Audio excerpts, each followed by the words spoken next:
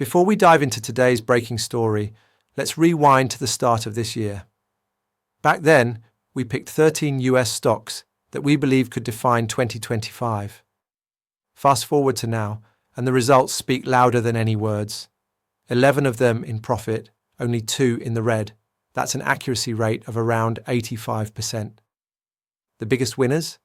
AI powerhouses like Inod, CRDO, CLS, GEV, Avgo, and Micron.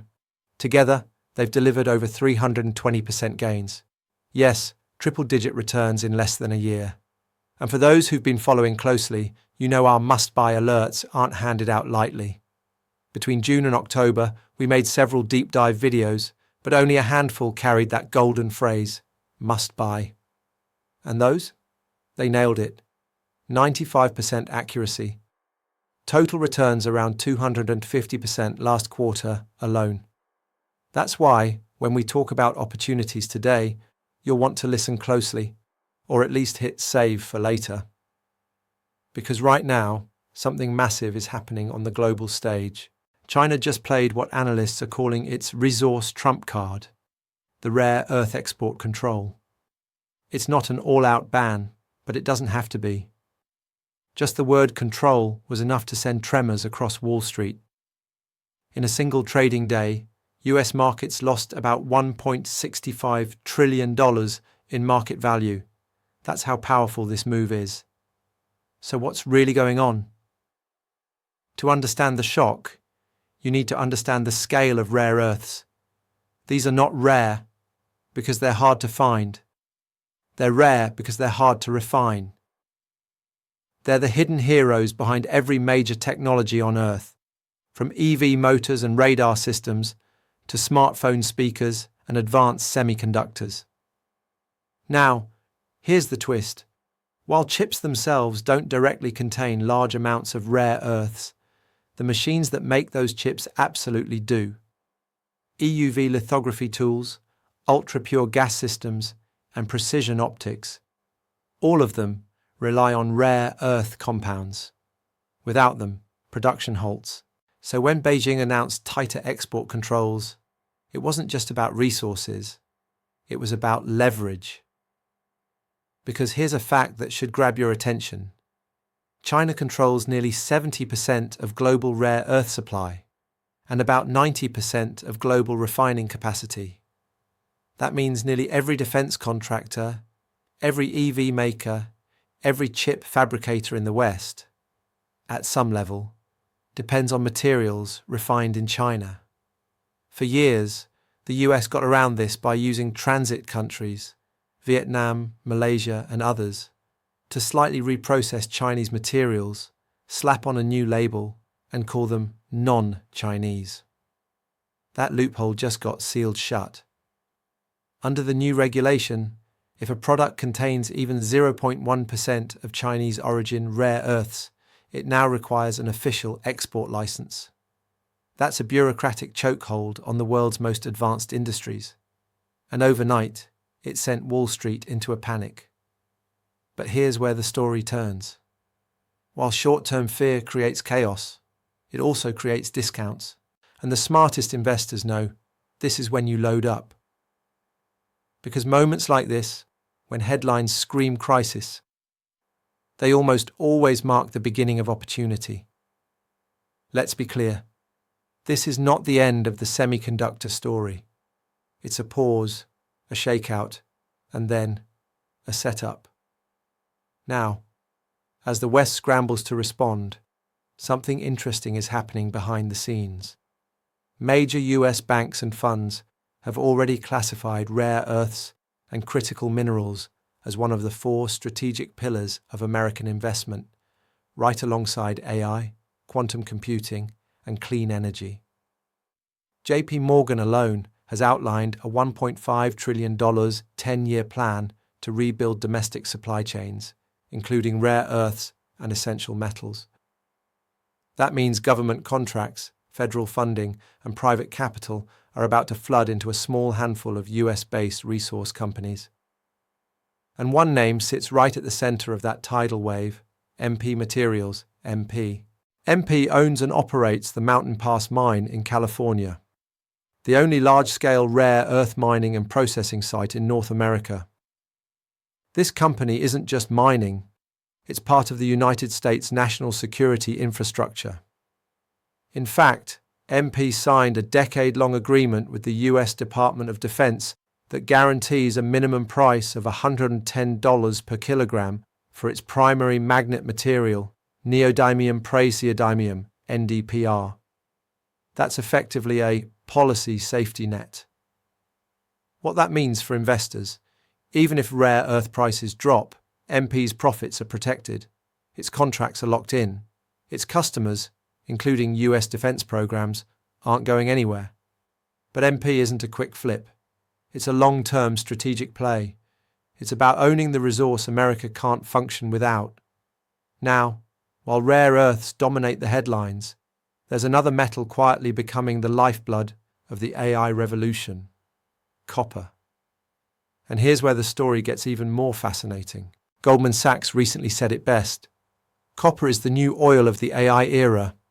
Think about that. The fuel that powers data, chips, and the cloud is electricity, and the metal that carries that electricity from grid to device, from server to EV, is copper. But there's a problem. The world is running out of easily accessible copper. Right now, roughly 70% of US power transmission lines and transformers are decades past their intended lifespan. The country's electric grid wasn't built for the data-hungry monsters we call AI data centers. A single hyperscale data center, like the ones running OpenAI's or Microsoft's workloads, consumes over 1,500 tons of copper just in wiring and cooling infrastructure. Then you add EVs. Each electric car needs around 83 kilograms of copper, while electric buses can require nearly 300 kilograms. Wind farms and solar grids. A single offshore wind turbine can use between 8 and 15 tons of copper. That's 40,000 tons for one large project. Meanwhile, global copper supply is struggling to keep up. Over 40% of the world's copper comes from just two countries, Chile and Peru, and both are facing labor strikes, water shortages, and stricter environmental laws. New mines take 7 to 10 years to develop. So the math is simple. Demand is skyrocketing, and supply is barely crawling forward. That imbalance is the perfect setup for the next commodity supercycle. Two companies stand out as the purest ways to ride this wave: Freeport-McMoRan, FCX, and Southern Copper, SCCO. Let's start with Freeport. This is a global powerhouse, one of the largest copper and gold producers in the world. Its flagship asset, the Grasberg mine in Indonesia, is legendary. Yes, they faced temporary production setbacks earlier this year, cutting output by about 35% and knocking the stock down nearly 23% in just 2 days. But that was short-term noise, and it opened one of the cleanest entry points we've seen all year. When FCX traded around $35, it was deeply undervalued. Since then, the rebound has already begun. The stock's up roughly 20%, and the fundamentals remain strong. Their all-in production cost, just $1.13 per pound, compared to an industry average of around $2. That means Freeport can print cash even if copper prices drop. Last quarter alone, FCX generated $3.2 billion in EBITDA and over $2.2 billion in operating cash flow. They're finishing construction on a massive new smelting plant in Indonesia, which will vertically integrate their business, from mine to finished copper cathode, capturing more downstream profit and cutting export dependency. With copper demand accelerating from AI infrastructure, EVs, and grid expansion, FCX could easily reach $80 per share within a year, and possibly $120 in a multi-year horizon. Now to Southern Copper, SCCO. This company is what I like to call a precision instrument.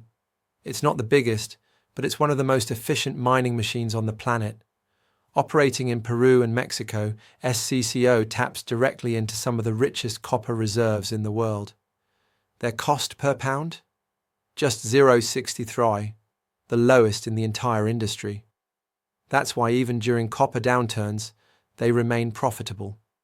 In the last quarter, SCCO delivered $1.79 billion in EBITDA, with margins near 60%, numbers you rarely see in heavy industry.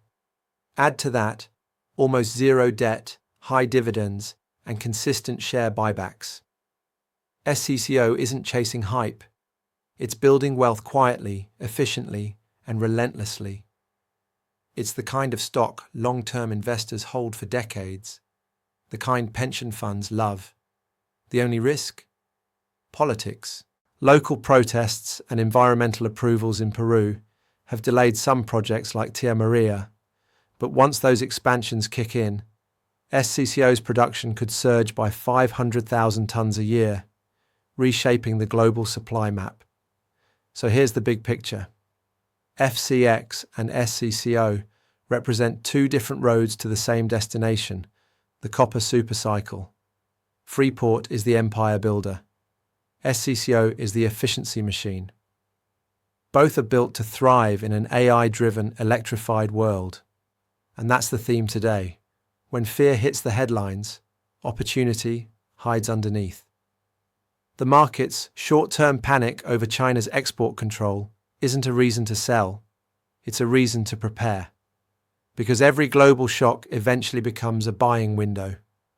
When others are selling, that's when you quietly accumulate.